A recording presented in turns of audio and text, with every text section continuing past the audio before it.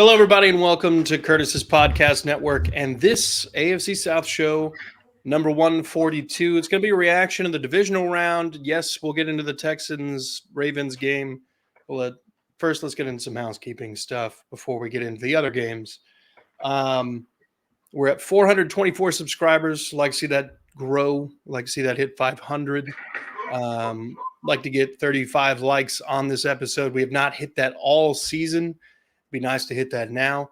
And we might even give a little tasty taste of some Texans offseason outlook. Who knows? We'll see. Hopefully not. I'm just kidding. We'll also touch on the Brian Callahan hiring, but hit the notification bell so you don't miss any new stuff. With me, as always, our resident Jaguars fan, Isaiah, the Glitter Kitty Tamer, the Glitter Kitty Conquistador, Michele. That's all his middle name. It's no hyphens. Find him on Twitter, a.k.a. Duval's Finest, at Duval's Finest. Speak softly and carry a big steck, Jeff Steckel, our resident Colts fan. We're going to be breaking it all down, so if you're a Texans, Titans, Colts, or a Jags fan, you've come to the right spot. So before we get into the games, the Titans have a new head coach, Brian Callahan. We're not going to talk too much about it because we want to save some meat on the bone for Blake later when he finally gets back on with us. But that Blake being our resident Titans fan for newbies. But yeah, so congratulations. You got a guy who's never called plays before. There's actually a pretty good track record of that working out. Yeah. Such a great offensive coordinator. He's never called plays before. Well, I mean, Andy Reid was an offensive coordinator who never called plays before he was a head coach. That's true. Look it up. There was another one. I can't remember whomst. It was a pretty big name. It's gone now. It's gone forever. But yeah, there's some success with this thing happening like this. But yeah, still not a lot going on with the Titans. They're gonna kind of interested to see how they fill out the rest of the staff. I don't know if they're going to retain anybody as far as coaching staff goes, but I have heard rumblings that Mike Munchak is interested in coming back, and there is a possibility that they pull former Raiders head coach, current Browns offensive line coach, Bill Callahan, to be the Titans offensive line coach, which would be a huge upgrade for the entire Titans offensive line, no matter who's in a jersey this season. But with that, let's get into the games, divisional round. We'll start off with the NFC, San Francisco, Green Bay, and probably outside of the Kansas City-Buffalo game, one of the more tightly contested ball games of the weekend. San Francisco kind of had to pull it out of their ass. Green Bay came in with a lot of things running hot, offense running hot. Only thing that wasn't running hot, the kicker. The kicker apparently had missed 8 field goals during the regular season, including a couple extra points, and then had not made one in a couple games. So kind of bit him in the ass when they needed him most. You guys got any Green Bay, San Francisco commentary? Yeah, I went to Louisiana this last weekend, and this game screwed me up, man. It got close to the point total I was looking for. The Niners didn't cover the 10 points I needed to do that whole parlay. It was like a $400 win. I was pretty pissed, but it came close. Pretty much all. I mean, this game kind of went.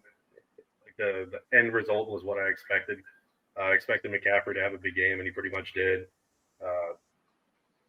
Kittle had a great game. I was surprised. I actually thought there was a good point there where I was like, man, the Niners are not going to win this game. But, like you said, they pulled it off, and here we are. And they're back in the championship round. So, yeah, I think like the 3rd or 4th year in a row. Yeah. Something like that. Kyle Shanahan's got those boys playing hot, even when they're not playing hot all the time. Situationally hot. Isaiah? Yeah, I mean, I thought before the game they were going to win. I think they were kind of, which we'll get into this later, but I think they were kind of similar to the Ravens. They're a little rusty, but they kicked it into gear. They finally, I got everything tied, and they're not tied, but they got everything close, and they pulled it off in the end. I think Jordan Love, he played really well so far this offseason and really well this season. I just think it was a really big moment for him against a really big opponent. Yeah. And, they were I believe they were the first 7 seeds to actually win a game in the wild card round. So that was cool. Since the split into the 7 seed instead of the original or old. Yeah. So that was cool to see. But yeah, I just think Jordan Love, I mean, that last interception was really boneheaded. He just kind of tossed it up while off balance and running. And it screwed him. But at the same time, it's just that's how it goes. Not everybody can stay calm in those moments. And he had a lot of weight on his shoulders. Everybody was comparing him to Aaron Rodgers, talking about how great he's been and blah, blah, blah. But, he showed he's still just a guy. But he did the Aaron Rodgers thing and lost to the Niners. Yeah, true. And and lost in the playoffs. But yeah, no, I mean, it was good to see, though. I mean, I thought the 49ers were going to win. I thought they'd win a little more handily than that, but they put up a good fight, and we'll see what happens this week. So, Isaiah, you kind of already touched on it, but do you think the Packers with Jordan Love and the young core on this team, do you think they're set up now for maybe future success? I think so. I think they need to continue to build that offensive line, though. If you got guys like David Bakhtiari who are getting older and have expressed interest in potentially leaving the team, I think that probably has been quelled with Jordan Love. But I do think that they're going to be a good team. But the problem is the Lions are also pretty young. So that's going to be a pretty good rivalry over there for a long time, where it used to be, Green Bay and Minnesota. Now it's going to be Green Bay and the Lions for a long time. Yeah. Jeff, you got anything on that one? No, not really. Surprised by the Packers overall. I really didn't pick them as a playoff team. So yeah, they had a good year. Jordan Love, for the most part, was solid. To light my Mountain Dew candle.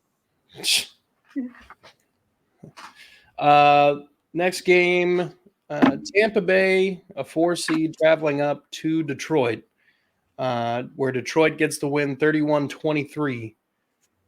This was a pretty competitive game. The defense for the Buccaneers was at times nowhere to be found, and at times showing up in the clutch. They are where the AFC South teams were definitely first half strong or second half strong or cold an entire game, hot an entire game the next week.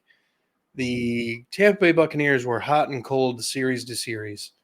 And it's just not going to help you get to the next round at all. Honestly, I mean, playoff teams usually are hot either in the fourth quarter or all game long. And that's where most of the wins come from, I swear to you. But yeah, no, the Lions are definitely a team to beat. I'm interested as hell in this NFC Championship game. I think there's almost a bit of poetry if the Lions and the Chiefs end up playing each other in the Super Bowl. The game we started the year with is the game we end the year with. I'm not opposed to that. And as we may remember, the Lions won that game. So would be the first time they've ever made it to the Super Bowl, would be the first time they've ever won it. And Jared Goff at the quarterback, he's got these boys playing well. You guys got anything? I figured the Lions were going to win. I think both quarterback. I mean, you could look at Baker Mayfield's picks, but I think both of the quarterbacks played more than well enough to win. During the draft, I think myself and a lot of people kind of shit on the Lions pick of Gibbs and kind of eating crow on it. The dude's an all-around playmaker, just a weapon, like not just a running back. The dude is very versatile, and I question all their running back moves, and now I'm like, oh, okay, I get it. Yeah, that's why they get paid the big bucks. Yeah. The Lions, they're playing good, man. I'm surprised by it. I didn't think I'd ever in my lifetime see them making a playoff run. But no, I'm happy for them. I'm happy for Goff. Yeah, I think he's doing really well. I'm really happy for Baker Mayfield too. I mean, he's probably going to land a good contract with Tampa. And I think I thought Cleveland did him dirty the whole time, pretty much the whole time he was there. So Yeah. I can't see a scenario where the Buccaneers actually let Mike Evans walk. But if he does, I hope he comes to Indianapolis. Mhm. Man, he had a monster game too. It's just it was a really fun game. It really was. Isaiah? Yeah, I mean, I did pick the Lions to win. I think Jared Goof and the boys have been going crazy. Jahmyr Gibbs has started to pick it up really good. At first, they wouldn't really give him a lot of carries, but he's not really a bell cow back. But he's honestly proven he can take a little bit more of the load. They've had a really good run game this year. Their defenses continue to be stout, and yeah, I mean, I just don't think the Buccaneers are as complete of a team as the Lions. I don't think that the Lions have maybe the superstars that the Bucs have. But I think across the board, they're a lot more solid of a team. But yeah, I mean, the Lions got business done, and now they have a chance at the Super Bowl if they beat this next opponent, which is a big one. So, it's going to be interesting to see. It'd be cool to see the Lions go to the Super Bowl. I think that'd be their first time ever, wouldn't it? Yeah. Just going in general, I think it'd be really cool. They've been playing really well. They've been playing very consistent. So, we'll see how they continue to progress and move through. Okay. Well, let's focus on the other game in the AFC this for the divisional round. Kansas City Chiefs traveling to Buffalo. Buffalo, the 2 seed. Kansas City, the 3 seed. Kansas City escapes with a 27-24 victory, and a lot of people are clamoring for the fumble through the end zone rule to be changed. I think that's stupid. How are we just gonna if you fumble the ball out of bounds, just normal out of bounds, you get to keep the ball. If you fumble it through the end zone and nobody recovers it, it's the defense's ball. It makes sense to me. If you fumble the ball through your own end zone you're trying to score in, there's no reason that you should hold on to possession. Where would you put it? You literally, exactly.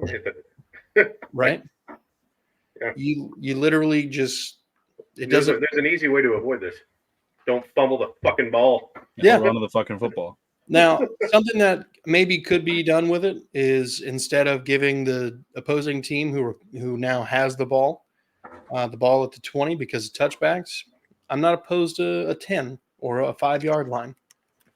I'm not opposed to any of those things.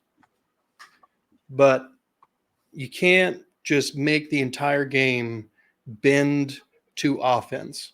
It's just not the way this is supposed to be played. The defense has to have some kind of advantage. Anytime there's usually any pass interference, and usually receivers and quarterbacks are kind of going at it, it's almost always going to go to the call's almost always going to go in favor of the offense. Yeah. Like you got to give them something. Yeah. Otherwise, defense is just like, don't touch people. They're all glass. Yeah. Yeah. You turn into flag football. But yet again, Buffalo Bills find themselves out of the playoffs after the divisional round because of the Kansas City Chiefs and what some consider a controversial call. What are your thoughts on the game? I mean, I expected the Chiefs to win, and just looking at the last several weeks, I'm not sure I think he dropped a touchdown pass, but the disconnect between Allen and Diggs, I don't think you can ignore it. There just hasn't been any rapport between the two of them. They haven't, he's been hit 2, 3, 4 catches a game for 20, 30 yards. I know because I had him in fantasy, and it's there's something off there. Diggs hasn't really been outspoken about it, but I just don't get the vibe that he wants to be there. Especially after the many early exits from the playoffs. He's got to be tired of it, and he's too good of a receiver. And I feel like Josh Allen I've always been I'm probably one of his toughest critics, man. And it's just he's not a bad quarterback. And before we got AR, I was like, yeah, I wouldn't mind having him. But there are times where it's like he's got open guys, he's got whatever, and he's just running the ball. He just kind of a ball hawk kind of. I don't know. There's just something about him I don't like. It's got that kind of a Cam Newton vibe. Whenever he, everything's going well, he celebrates, and when he gets hit, he bitches about it. There's just something about him I don't dig. Yeah. But I mean, he's good. He's talented. It's just I don't know how much more talent you need around you to win a game like this. Yeah. Isaiah? Yeah, I mean, I told somebody I'm in a Discord with some people, and one of them before the game was like, man, Josh Allen and the Bills. If there's one quarterback you can't trust, it's Josh Allen, honestly, out of the big, the big names. And I don't think he necessarily did anything to lose that game where it was like outrageously him. I mean, it's just the fact of against the Chiefs, they just don't win. And he's like, they're 3-3 against the Chiefs. I was like, no. Playoff record, they're what, 0-3 against the Chiefs? Yeah. Who's Owen? Not Owen Wilson, 0-3. Now they're 0-4. I mean, in the regular season, the Bills beat a lot of people. They don't beat the Chiefs. They don't. And honestly, I think they're a better coach team, the Chiefs. I don't trust Josh Allen. He's got fumbles in his veins. He's just not that guy, unfortunately. It's just it sucks for him, sucks for that team. They worked really hard this year, but it's just unfortunately they couldn't get it done. I just think overall the Chiefs are more disciplined. I did pick them to win, and again, I do not trust. I don't trust Josh Allen at all. Do you think? Go ahead, Jeff. No, I was just going to add. I don't think DeMar Hamlin should win. I mean, what happened to him was, it's horrible. I'm glad he recovered, whatever. But in order to be a comeback player of the year, you have to be playing. Yeah. I feel like it should go to more Flacco, who was sitting on his more of him, Mayfield. Yeah. I feel like those would be stronger candidates just because. Yeah. I mean, even Lamar Jackson's and the running for MVP. He even had an injury plague, whatever the back end last year. So I feel like I know the guy died on the field, and that's huge. Glad, again, not knocking him, whatever, being healthy enough to play, but he didn't play. So that's just my little rant about DeMar Hamlin. That's fine. Do you think we've seen the peak of what Sean McDermott can get out of the Bills?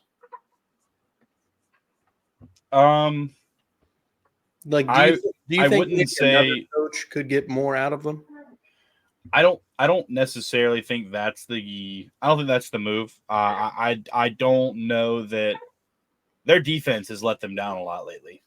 It's not exactly that their defense sucks or they're not good, but the couple years ago against the Chiefs, 13 seconds they let them drive down the field and score a touchdown to tie it and go into overtime. Kelsey was wide open too. I don't. They need a better defensive coordinator. Also, too, they need some better back end players that aren't slow as fucking dirt. Jordan Poyer is slow as dirt. He's good player, slow as dirt. The other guy, who's the other guy? They got Jordan Poyer and Micah Hyde, slow as dirt, terrible. He's a solid player. He's a good box player, slow as dirt. Can't catch up with anybody downfield. Tre'Davious White is solid, but he keeps getting hurt. They need to get some young, fast talent in the secondary, and they'll be a lot better off. But they just for some reason can't build a defense that can stop a team for 13 seconds at the end of a football game. Yeah, because their offense, they score a lot of touchdowns. Honestly, Josh Allen. I mean, as much as I brag on him, he scores a lot of touchdowns. Yeah, he does on the ground and in the air. Yeah, on the ground and through the air. But not when it matters. Not when it matters. Not when it matters. He does throw a lot of red zone picks too. That's true. Let's move to the final game of the AFC and the divisional round as a whole. My Houston Texans traveling to Baltimore to take on the 1 seed. First half, pretty solid game. Second half, not so much. The wheels really fell off on the opening drive of the second half, where the Houston Texans just couldn't get anything going. And then the Ravens drive down the field immediately. And I think it was in 6 plays, 55 yards in a couple minutes. And they get a touchdown to go up 17-10. And then it just never stopped. We couldn't get the running game going on our end, and we couldn't stop it on theirs. Lamar Jackson was 11 carries for 100 yards and 2 touchdowns. He also had 2 touchdowns in the air. It wasn't necessarily that what they were doing was just absolute daggers every play or like 20-yard bombs. It was just consistency. 4 or 5 yards every play, and they were never struggling to get yards in the second half. First half, a little different. Houston's game plan was solid. They were able to get pressure on Lamar. They sacked him 2 or 3 times in a row to close out the first half. Had Kaimi Fairbairn made his field goal, it'd be 13-10 at the half. But, they didn't score any more after that, so it didn't really matter. Stroud was not the issue. Some play calling issues, I think, at times were definitely the undoing.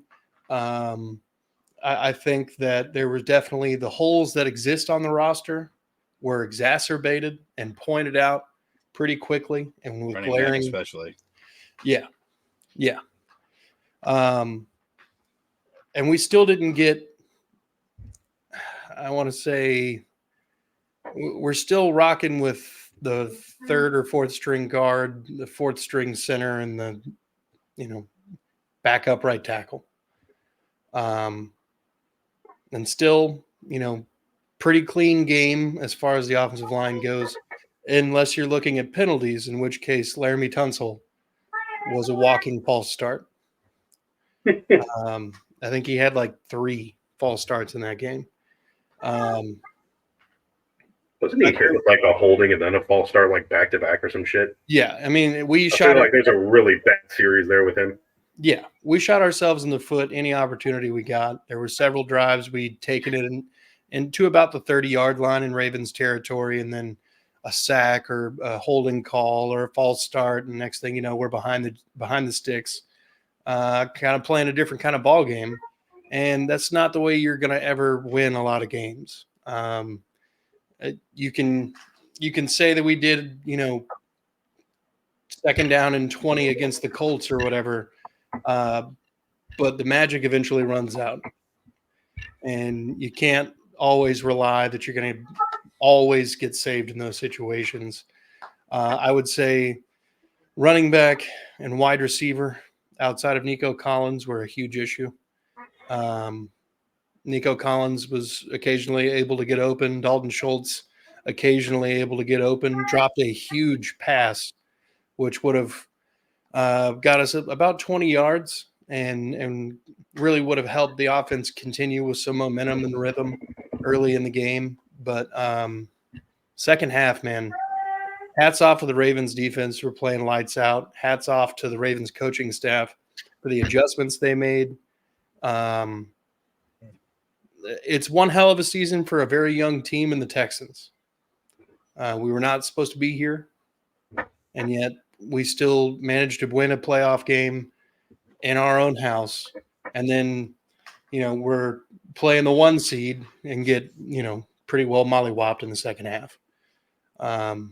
If you're a Texans fan, there's a lot of things to hang your hat on, a lot of things to be proud of. And now it's just a matter of building around CJ and bringing some of these dudes back. But with that, I'll open it up to you guys. Yeah, I just wanted to say, start by that headline that you showed me, where Baltimore hasn't hosted a championship game since '71. Yeah. So I'd like to congratulate the Colts on hosting a game, hosting the championship in '24. That doesn't make any sense. That was the Baltimore Colts to the Indianapolis Colts now. So technically, you haven't hosted a championship game. So I don't know why that headline was there. But no, it's a good team. It pretty much went exactly how I thought it would. First half was really competitive, and then just like you said, wheels fell off with the Texans. There's some really good chunk plays. There was some good back and forth for a while there. CJ Stroud, at least in the first half, looked really good. But like you said, they just couldn't get anything going on the ground, and the Texans couldn't stop anything on the ground. They ran for well over 200 yards in total.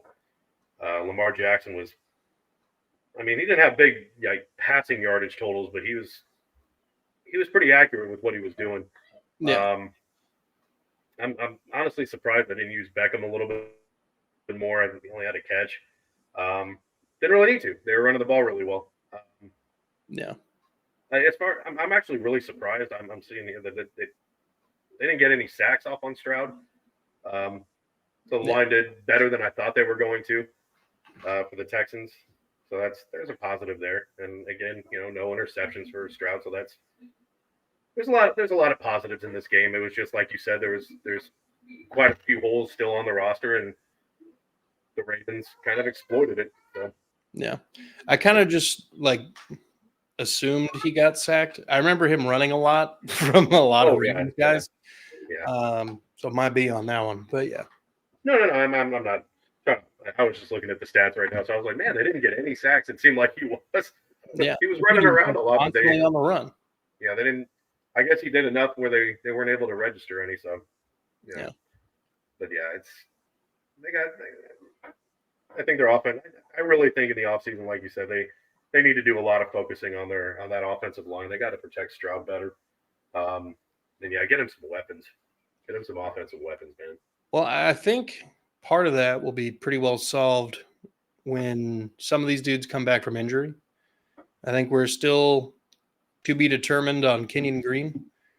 Juice Scruggs is now going to be slotted in to be the starting center. And he was playing left guard. And then we got Jarrett Patterson, who played pretty solid at center. So one of them is going to play center. The other one's going to play guard or something. But I would imagine one or both of them are going to be pretty well utilized. And then, of course, Titus Howard will slide back out to right tackle because George Fant was only on that 1-year deal. But I think Howard's probably expendable. Isaiah, your thoughts on the game? Yeah, I mean, like I said before the game, I think Houston deserved to be there. They definitely played well. CJ Stroud looked good in a game against one of the best defenses in the league. But there's no team rocking with the Ravens this year until they get to the Super Bowl. Honestly, I don't know that there's any AFC team that can stand up to them right now. The Colts did, and it doesn't really matter because they're not in the playoffs. So, it matters to me. That was our Super Bowl, baby. Oh, hey, you got to have one every year when you're a Colts fan. It's never the actual Super Bowl. Anyways, the Colts beating they beat the Chiefs last year too. Yep. So, meaningless game. Yeah, I didn't think the Houston Texans had the firepower to keep up. And it really was a war of attrition. I mean, they came out, Ravens looked a little rusty in the first half, but the Texans were playing stout defense. I think at halftime, y'all's leading running back had 9 yards. Yeah. You can't do that against a team like Baltimore who thrives on sitting back in coverage. They got 2 linebackers in Roquan Smith and they have Roquan, right? It's Roquan and Patrick. Yeah, Patrick Queen. Just making sure. I always get Roquan and the dude from one of the other dudes. I always getting confused. Anyways, but yeah, no, it's they played strong, they played well, but they're used to sitting back and letting those guys work because they can both run a freaking 4-3 at linebacker. They did just that. They had CJ Stroud running for his life. They rattled him a little bit, but Stroud played strong and he kept it up, and that's really good for the future of you guys. But yeah, I mean, y'all need to get those guys back off of injury, and y'all need to put a little more beef around Stroud. Yeah. Yeah, I mean, honestly, admirable performance in the first half. It sucks the wheels fell off. I was hoping at least he would be competitive or at least cover the 9.5-point spread or whatever the hell it was. But again, D'Amico Ryans and the Texans had a great season. As a Texans fan, I'm thrilled that we were even making it this far. I was definitely one of those that was 7-win season.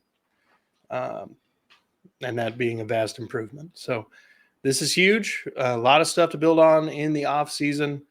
Any Colts or Jaguars news you guys want to get into?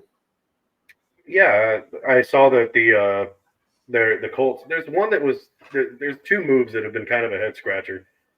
Well, one of them was the Colts D-line coach Nate Ollie won't be returning, which surprises the hell out of me because Gus Bradley called blitzes the least in the NFL, and the Colts were one of the top teams in sacks. So I'm not really sure why. The other one is the DB coach Mike Mitchell, which I can understand that. Yeah. Because that was the big issue was our secondary. Yeah. But yeah, the defensive line coach they're not being renewed or not resigning or not offering him a new contract. That's a bit of a head scratcher. I don't know if this is Gus Bradley kind of like a scapegoat kind of thing, but Yeah. I don't understand how you rack up that many sacks. Like this was the year they broke their franchise record in sacks. So I don't know how you let go of the D-line coach. Yeah. It's a bit of a head scratcher on that one. A little bit to say the least. Yeah. Isaiah? Yeah, Jacksonville got Ryan Nielsen. They did hire him. I know last time I said that they originally blocked him, and then they got the bid to give him an interview, and they did hire him. There's some rumblings. I don't know how true it is. You never know how true it is, but apparently Doug Peterson wanted one guy, and Balky wanted Ryan Nielsen. He was his pick, and Balky, got him. I don't know how true that is. I don't know why you wouldn't want Ryan Nielsen, a guy with experience. And I've heard other reports that it was very mutual and they both wanted him. So, there's definitely some turmoil in the building, whichever way it's going. There's some stuff Pete Prisco said, but I'm not even going to give it any time on here because it's just honestly hearsay. And he really didn't even have shit to say about it. He was like, oh yeah, this, but it probably won't happen. It's like, okay, cool. But yeah, no, I mean, we've got a lot to build on. We got rid of a couple of coaches. We got rid of the running backs coach. We got rid of, our backup assistant O-line coach because his contract expired. People are like, how does firing the assistant O-line coach fix anything? Well, his contract expired. We didn't fire him. We just didn't re-sign him, So, yeah, I mean, it's just kind of one of those things where we haven't done too much besides, of course, get rid of our defensive coordinator and his staff. Nielsen and brought in the defensive coordinator from LSU from the past 2 seasons in as a linebacker coach. Pretty sure he won a Super Bowl with Kansas City while on their staff, if I'm not mistaken. So that'll be cool to bring that experience in. But yeah, I mean, just it's been relatively quiet besides Nielsen. No player news, nothing on Josh Allen quite yet. But they've been posting a bunch of stuff, and he posted something the other day with some cryptic emoji message on his Instagram story that looked pretty promising. As grown men do these days when they're about to get paid big money. So yeah, we'll see. It's just been relatively quiet, and I'm looking forward to it. I couldn't find it while you were talking, but Atlanta runs a 4-3, right? So Atlanta runs a hybrid front 4-3. They have 3 down linemen and one standing up, and they rotate who's standing up. But he runs kind of a hybrid 4-3, 3-4 multiple front defense, which I'm super excited for. Which I think they may potentially. I don't have anything solid on this. They may potentially try and bring Chase on back. They like the guy for some reason. Jags fans are gonna be pissed about it, but they might try to bring it back on a cheap scheme or deal. That is actually the scheme LSU ran when he was there, whenever he was considered a pretty good prospect. And he did improve this season, not by much, but he definitely improved. So we'll see what happens. But yeah, they run a hybrid 4-3 with one man standing up and 3 guys with their hand in the dirt. Okay. But we could be bringing the mayor back to town for a cheap deal. Who knows? No shit. Because he was just with Ryan Nielsen at the Falcons. Big old mayor might be coming home. Probably not, but it'd be funny if he did. Who are you talking about? The mayor of Jacksonville. What? Who? Calais Campbell, the mayor of Jacksonville. Oh, I didn't realize he was in Atlanta. Yeah, he played in Atlanta last year. I did know that. Yeah, he was on the Ravens and he went to Atlanta. Yep. Yeah. Okay, that makes sense. All right. All right. Well, boys, you got anything else? Closing comments? No, just chilling. Hell yeah. Well, folks, we're gonna have a preview pod for the championship games coming up, so look out for that. Go ahead and hit the subscribe button. Again, we're trying to get to 500 subscribers, so if you could help us along the road, that'd be great. We're sitting at 424 right now. We'd like to get 35 likes on this episode. So hit the thumbs up button. It looks like this if you're confused, or this, depending on which way you're looking. But hit the button. Hit the subscribe button if you're brand new here. And don't forget the notification bell so you don't miss anything. Boys, thank you for your time. Folks, thank you for watching. Be good people.